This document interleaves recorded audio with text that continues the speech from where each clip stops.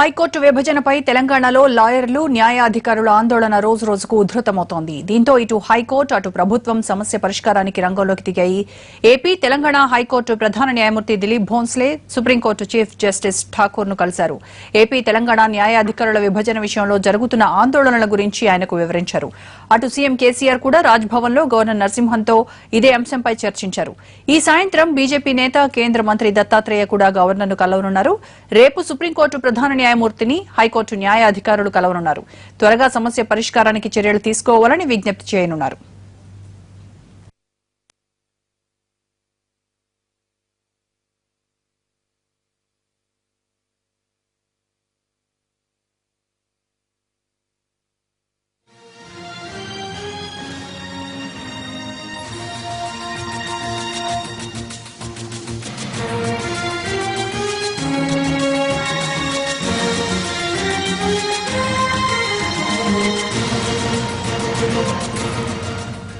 Gun park దగ్గర నిరసన ప్రదర్శనకు దిగారు తెలంగాణ జడ్జీలు, న్యాయవాదులు. హైకోర్టు విభజన ఆప్షన్ల ప్రక్రియను రద్దు చేయాలని డిమాండ్ చేశారు.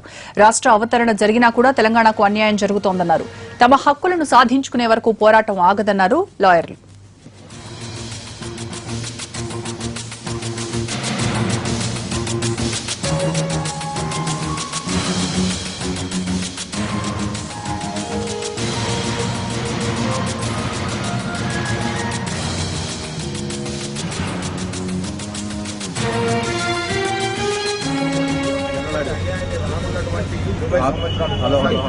అందరూ రోడ్లకు పైకి వచ్చేటువంటి పరిస్థితులు సృష్టించింది ఈ న్యాయ వ్యవస్థ. ఈ న్యాయ వ్యవస్థ పరిస్థితులు కావాలి. రెండోది, మా ఉద్యోగస్తులను ఎవరినైతే సస్పెండ్ చేశారో వాళ్ళని వెంటనే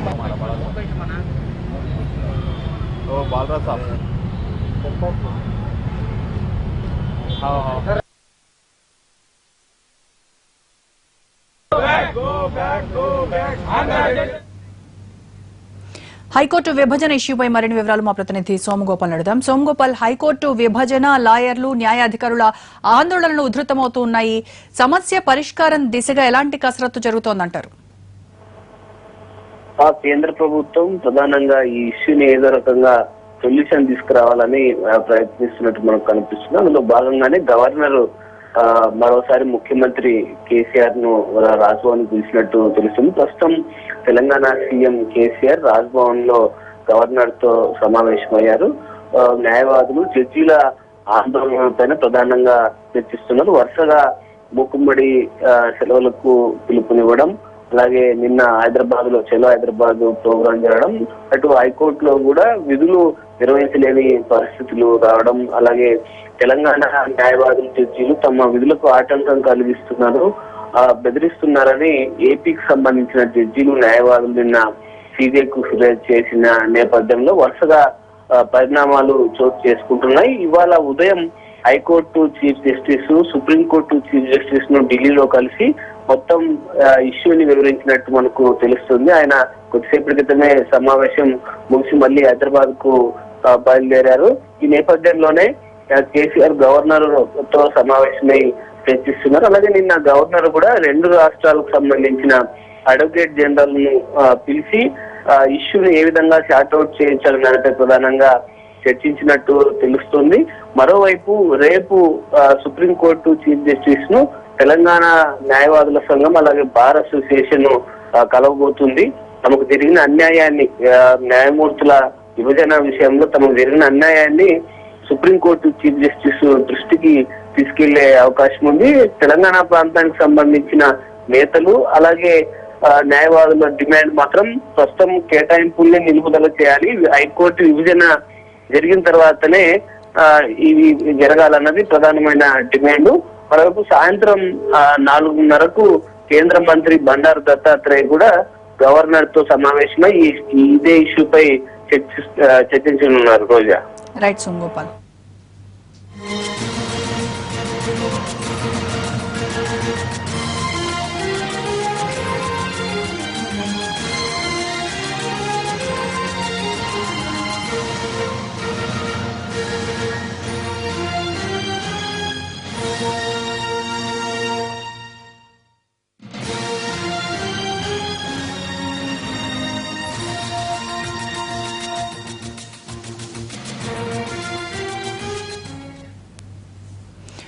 జనగామ ప్రత్యేక జిల్లా ఆందోళన ఉధృతంగా సాగుతోంది. జిల్లా సాధనే లక్ష్యంగా జనగామ బంద్కు పిలుపునిచ్చింది జేఏసీ. అక్కడ హై టెన్షన్ నెలకొనడంతో భారీ ఎత్తున బలగాలను మోహరించింది ప్రభుత్వం. యశ్వంత్పూర్ వద్ద ఆందోళనకారులు 2 బస్సుల్ని ధ్వంసం చేశారు. పలుచోట్ల ఆందోళనకారుల్ని పోలీసులు అడ్డుకోవడంతో ఉద్రిక్తత నెలకొంది.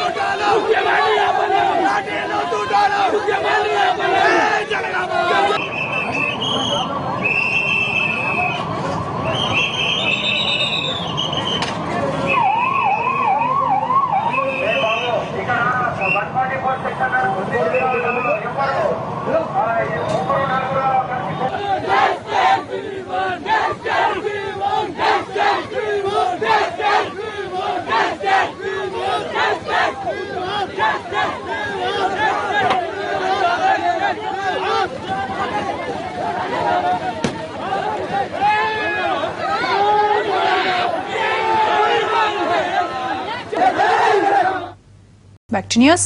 నైజీరియాలో కిడ్నాప్ అయిన విశాఖవాసి శ్రీనివాస్ కుటుంబానికి పరామర్శలు వెల్లువెత్తుతున్నాయి. ఎంపీలు అవంతి శ్రీనివాస్, కంభంపాటి హరిబాబుతో పాటు ఎమ్మెల్యే వెలగపూడి రామకృష్ణ బాధిత కుటుంబాన్ని కలిశారు. శ్రీనివాస్ విడుదలకు తమ వంతు కృషి చేస్తామని భరోసా ఇచ్చారు నేతలు. కిడ్నాపర్లతో అక్కడి ప్రభుత్వం సంప్రదింపులు జరిపేలా విదేశాంగ శాఖపై ఒత్తిడి తెస్తామన్నారు నాయకులు.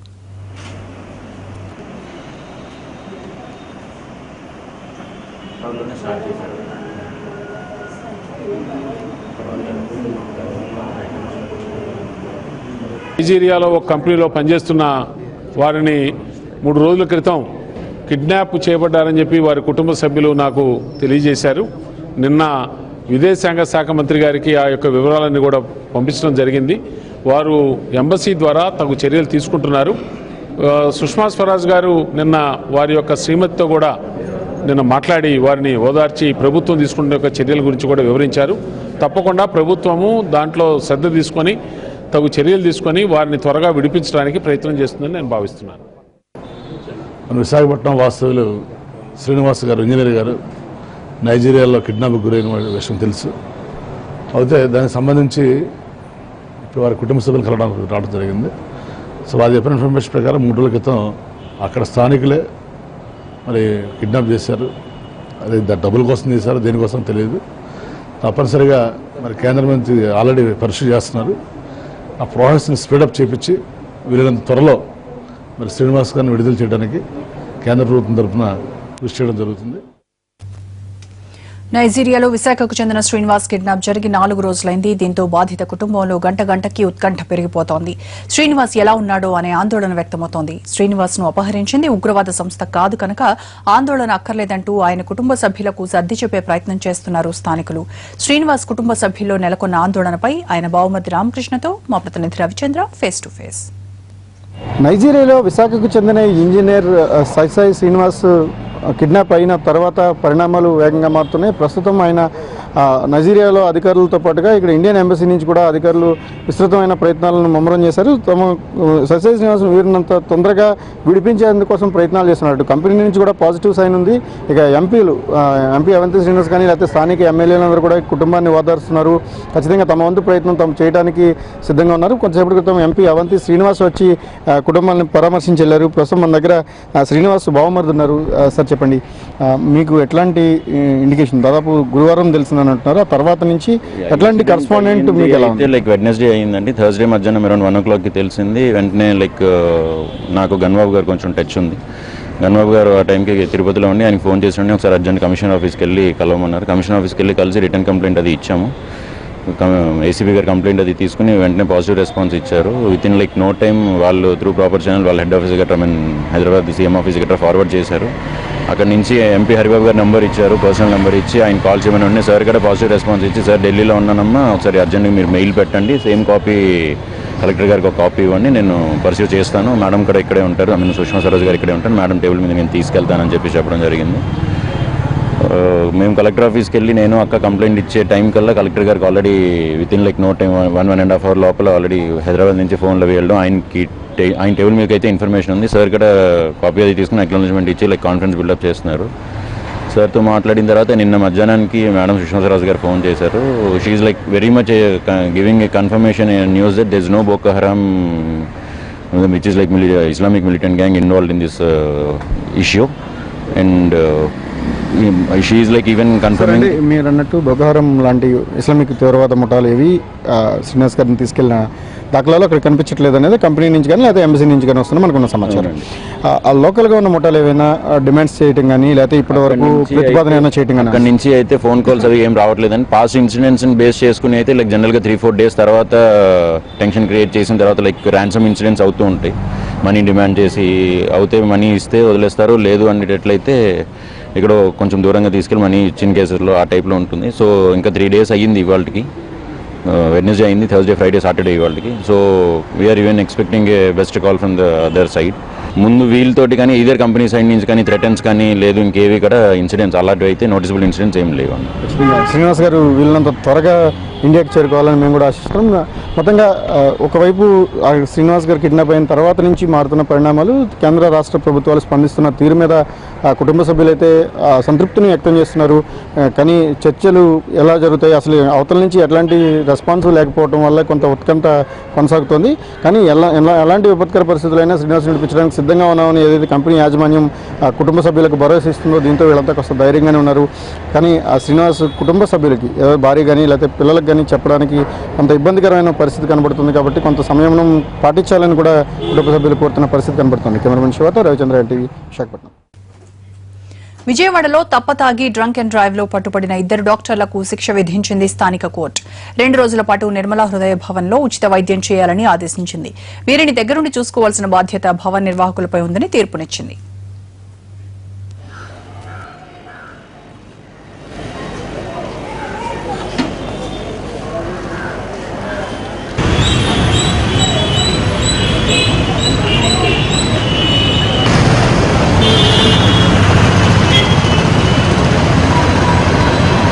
Yesterday from the court I received the information saying that they are going to cardiologists.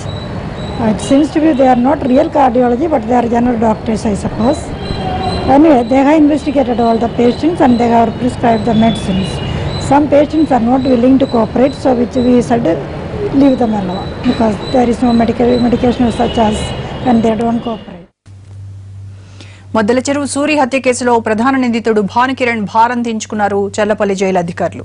Bhanukiran ను చెల్లపల్లి నుంచి చెంచల్గూడకు తరలించేందుకు నాంపల్లి కోర్టు అనుమతించింది. సూరి హత్య కేసులో అరెస్ట్ అయిన తర్వాత భానుకిరణ్ ను 4 ఏళ్లుగా చెల్లపల్లి జైల్లోనే ఉంచారు. అయితే జైలు కేంద్రంగా అక్రమాలకు పాల్పడుతున్నట్టు ఆరోపణలు వెల్లువెత్తుతున్నాయి. భానుకిరణ్ అక్రమాలు ఆపలేక అధికారులు తలలు పట్టుకుంటున్నారు. దీనికి పరిష్కారంగా చెంచల్గూడ జైలుకు తరలించడానికి అనుమతి ఇవ్వాలంటూ కోర్టును కోరారు. ఇందుకు నాంపల్లి న్యాయస్థానం అనుమతించింది. ఈ రోజు మధ్యాహ్నం భానుకిరణ్ ను చెంచల్గూడకు తరలించారు. భానుకు ప్రాణహాని ఉండటంతో అతని కోసం ప్రత్యేక బ్యారక్ ను సిద్ధం చేశారు చెంచల్గూడ అధికారులు. విశాఖలో నకిలీ సర్టిఫికెట్ల ముఠా గుట్టురట్టయింది. నిరుద్యోగుల నుంచి వేలకు వేలు వసూలు చేసి నకిలీ సర్టిఫికెట్లు జారీ చేస్తున్నారనే పక్కా సమాచారంతో టాస్క్ ఫోర్స్ దాడులు చేసింది. వేర్వేరు చోట్ల జరిగిన దాడుల్లో 4గురిని అదుపులోకి తీసుకున్నారు టాస్క్ ఫోర్స్ పోలీసులు. వేర్వేరు ప్రాంతాల్లో ఉన్న ఈ ముఠాకు చెందిన కార్యాలయాల్ని సీజ్ చేశారు. నిందితుల నుంచి పెద్ద సంఖ్యలో నకిలీ సర్టిఫికెట్లు, ఇతర సామాగ్రిని స్వాధీనం చేసుకున్నారు అధికారులు.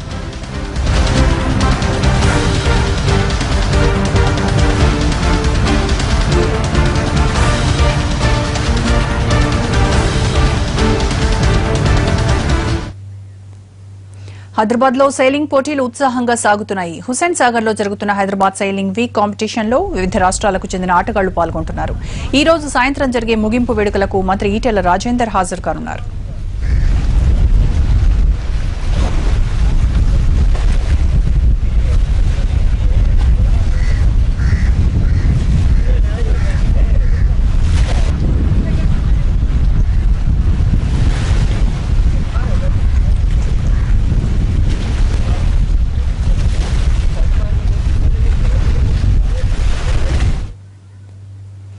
₹28 లక్షల విలువ చేసే 2 బస్సులను టీటీడీకి విరాళంగా ఇచ్చాడు కోల్కతాకు చెందిన ప్రకాష్ అనే భక్తుడు. తిరుమలలో భక్తుల ఉచిత రవాణా సౌకర్యం కోసం వినియోగించే 2 దివ్య రథం బస్సులను 25 లక్షలు వెచ్చించి టీటీడీ కొనుగోలు చేయగా ₹28 లక్షల బస్సులను ఆధునీకరించాడు భక్తుడు. ఈ ఉదయం ఆలయం దగ్గర జేఈఓ శ్రీనివాసరాజుకు బస్సు తాళాలు అందజేశారు. ఆ తర్వాత అర్చకులు బస్సులకు పూజలు నిర్వహించారు. అనంతరం బస్సులను భక్తుల ఉచిత రవాణా సౌకర్యార్థం టీటీడీ అందుబాటులోకి తెచ్చింది.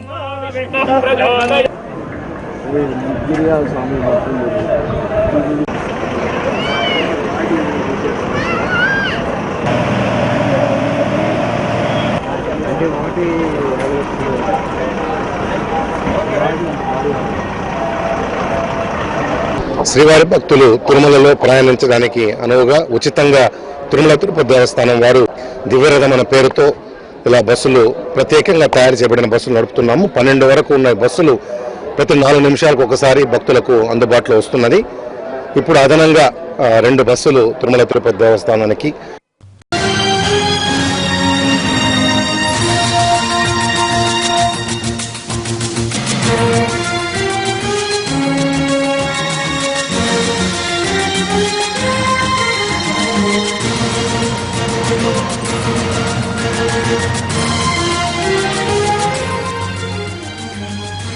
ఏపీ తెలంగాణలో ఉమ్మడి హైకోర్టు విభజన ప్రక్రియ వేగవంతమైంది. దీనికి సంబంధించి హైకోర్టు తాత్కాలిక ప్రధాన న్యాయమూర్తి దిలీప్ ఇవాళ సుప్రీంకోర్టు న్యాయమూర్తులతో భేటీ అయ్యారు.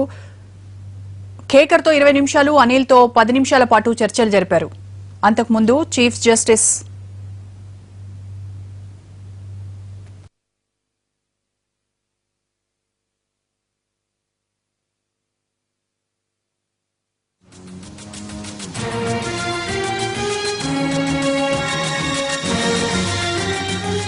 ఏపీ తెలంగాణలో ఉమ్మడి హైకోర్టు విభజన ప్రక్రియ వేగవంతమైంది. దీనికి సంబంధించి హైకోర్టు తాత్కాలిక ప్రధాన న్యాయమూర్తి దిలీప్ ఇవాళ సుప్రీంకోర్టు న్యాయమూర్తులు జేఎస్ కేకర్, అనిల్ ఆర్ దవేలను కలిశారు. కేకర్తో 20 నిమిషాలు, అనిల్తో 10 నిమిషాల పాటు చర్చలు జరిపారు. అంతకుముందు chief justice of India TS Thakur ను కలిసి 1:10 నిమిషాల పాటు మాట్లాడారు దిలీప్.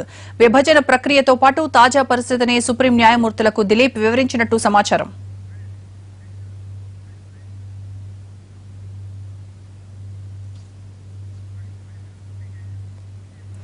సుప్రీం సీజేలతో హైకోర్టు ప్రధాన న్యాయమూర్తి భేటీలకు సంబంధించి మరింత సమాచారం మా ప్రతినిధి సురేష్ లైవ్ లో అందిస్తారు. సురేష్, లాయర్లు, న్యాయాధికారుల ఆందోళనలు ఉధృతమవుతున్నటువంటి నేపథ్యంలో సుప్రీం సీజేలతో హైకోర్టు ప్రధాన న్యాయమూర్తి సమావేశమయ్యారు. పూర్తి ఇన్ఫర్మేషన్ ఏంటి? ఈ రోజే ఇవాళ ఢిల్లీలో ముఖ్యంగా చీఫ్ జస్టిస్ కి సంబంధించినటువంటి పర్యటనలో కీలకమైనటువంటి అంశాలు చోటు చేసుకున్నాయి. నిన్న రాత్రి ఢిల్లీ చేరుకున్నటువంటి ఉమ్మడి హైకోర్టు చీఫ్ జస్టిస్ కి తాత్కాలికంగా ఉన్నటువంటి దిలీప్ నిన్న రాత్రి ఢిల్లీ చేరుకున్నారు. ఇవాళ ఉదయం దాదాపుగా chief justice of India TS Thakur తో సుప్రీంకోర్టుకు సంబంధించి 1:15 నిమిషాల పాటు ఆయన నివాసంలో చర్చలు జరిపారు. ఉమ్మడి రాష్ట్రానికి సంబంధించినటువంటి ఉమ్మడి హైకోర్టు విభజన అంశంపైనే ప్రధానంగా ఇరువురి మధ్యన చర్చలు జరిగాయి. అదే కాకుండా ఇటు న్యాయమూర్తులకు సంబంధించినటువంటి సస్పెన్షన్, రిక్రూట్మెంట్ కి సంబంధించినటువంటి అంశాలు, ప్రస్తుతం ఉమ్మడి హైకోర్టులో ఉన్నటువంటి న్యాయవాదులు చేసినటువంటి ఆందోళన అంశాలు ఇరువురి మధ్యన ప్రధానంగా చర్చకు వచ్చినట్టుగా తెలుస్తుంది. అయితే దీనిపైన అధికారికంగా ఇటు తాత్కాలికమైనటువంటి చీఫ్ జస్టిస్ దిలీప్ మాత్రం మీడియాతో ఎటువంటి వ్యాఖ్యలు చేయలేదు. ఆ తర్వాత ఈరోజు కేహర్, జస్టిస్ జేఎస్ కేహర్ తో సుప్రీంకోర్టుకు సంబంధించి న్యాయమూర్తిగా ఉన్నటువంటి కేహర్ తో ఆయన నివాసంలో మోతీలాల్ నెహ్రూ మార్గంలో ఉన్నటువంటి ఆయన నివాసంలో దాదాపుగా 20 నిమిషాల పాటు వ్యక్తిగత చర్చలు జరిపారు. ఈ హైకోర్టుకు సంబంధించినటువంటి ఉమ్మడి హైకోర్టుకు సంబంధించిన విభజన ప్రక్రియ విషయంపైనే కేంద్ర ప్రభుత్వం ప్రస్తుతం ఉన్నటువంటి తాత్కాలిక చీఫ్ జస్టిస్ తో చర్చలు జరిపే దిశగా భాగంగానే ఈ సమావేశాలు జరుగుతున్నాయని చెప్పుకోవచ్చు.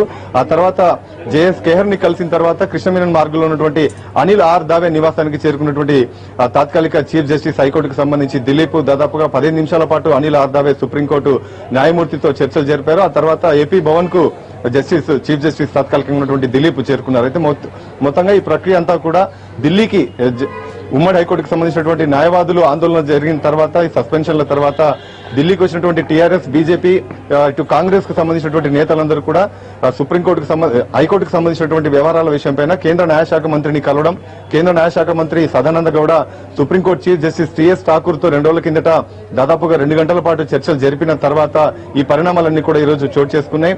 ఢిల్లీకి వచ్చినటువంటి తాత్కాలిక చీఫ్ జస్టిస్ దిలీప్ ఇవాళ ఉదయం నుంచి వరుసగా సమావేశాలు నిర్వహిస్తున్నారు. ఒకటి జరుగుతున్నటువంటి పరిణామాల విషయంపైన, మరొక అంశం ఉమ్మడి హైకోర్టు విభజన విషయంపైన ఎటువంటి నిర్ణయాలు తీసుకున్న దానిపైనే ఈ ముగ్గురితో జరిగినటువంటి చర్చల్లో ప్రధానంగా వీరితో చర్చలు జరిపినట్టుగా తెలుస్తుంది. మరోవైపు సంబంధించినటువంటి ఉమ్మడి హైకోర్టుకు తాత్కాలికంగా చీఫ్ జస్టిస్ గా ఉన్నటువంటి దిలీప్ స్థానంలో నియమించినటువంటి కేఎస్ జోసెఫ్ ఉత్తరాఖండ్ కు సంబంధించినటువంటి హైకోర్టుకు చీఫ్ జస్టిస్ ఉన్నారు. ఆయన మాత్రం ఇప్పటికీ ఇంకా కేఎస్ జోసెఫ్ కు సంబంధించి ఉత్తర్వులు ఏదైతే హైకోర్టుకు బదిలీ చేస్తున్నారో హైదరాబాద్ ఉన్నటువంటి ఉమ్మడి హైకోర్టుకు దానికి సంబంధించి ఆ ఉత్తర్వులు అందలేదని చెప్పి ఉత్తరాఖండ్ కు సంబంధించినటువంటి హైకోర్టుకు సంబంధించినటువంటి న్యాయమూర్తుల ద్వారా మనకు తెలిసినటువంటి సమాచారం. దాని కారణంగా ఇప్పటి వరకు కూడా తాత్కాలికంగా ఉన్నటువంటి దిలీప్ కు తాత్కాలిక చీఫ్ జస్టిస్ దిలీపే కంటిన్యూ అవుతున్నటువంటి పరిస్థితులున్నాయి. ప్రస్తుతం ఉత్తరాఖండ్ కు సంబంధించిన high court chief justice KS Joseph మాత్రం కొచ్చిన్ ఆయన కేరళ పర్యటనలో ఉన్నట్టుగా తెలుస్తుంది. మరో 2 రోజుల్లో ఆయన ఉత్తరాఖండ్ నైనిటాల్ కు చేరుకునేటువంటి అవకాశాలు. ఆ తర్వాత కేంద్ర ప్రభుత్వానికి సంబంధించినటువంటి ఉత్తర్వులు వస్తాయా, లేదంటే మరి ప్రస్తుతం ఉన్నటువంటి పరిస్థితులు సామరస్యంగా సద్దుమణిగే వరకు ప్రస్తుతం ఉన్నటువంటి హైకోర్టు చీఫ్ జస్టిస్ ని కేంద్ర న్యాయమంత్రిత్వ శాఖ కొనసాగిస్తుందా, ఈ సమస్యలన్నింటినీ పరిష్కరించి ఉమ్మడి హైకోర్టు విభజన దిశగా ముందుకెళ్తుందనే దానిపైన మాత్రం ఢిల్లీకి వచ్చినటువంటి హైకోర్టు చీఫ్ జస్టిస్ తాత్కాలికంగా ఉన్నటువంటి దిలీప్ పర్యటన ముగిసిన తర్వాత ఒక స్పష్టత వచ్చేటువంటి అవకాశాలు కనబడుతున్నాయి. కేంద్ర న్యాయమంత్రిత్వ శాఖ మాత్రం ప్రస్తుతం జరుగుతున్నటువంటి పరిణామాల విషయంపైన వాటన్నిటికీ పులి స్టాప్ పెట్టే దిశగా భవిష్యత్ కార్యాచరణను ప్రణాళికను సిద్ధం చేసే భాగంగానే ఈ సమావేశాలు నిర్వహించేందుకు ఆదేశాలు జారీ చేసినట్టుగా మనం భావించాల్సి ఉంటుంది. ప్రస్తుతం అయితే దీనిపైన అధికారికంగా ఎవరు మాట్లాడడానికి సిద్ధంగా లేరు. రోజా. రైట్ సురేష్. ఇవి 30/60 బులెటిన్ విశేషాలు. నెక్స్ట్ హలో డాక్టర్ ప్రసారం. Stay tuned.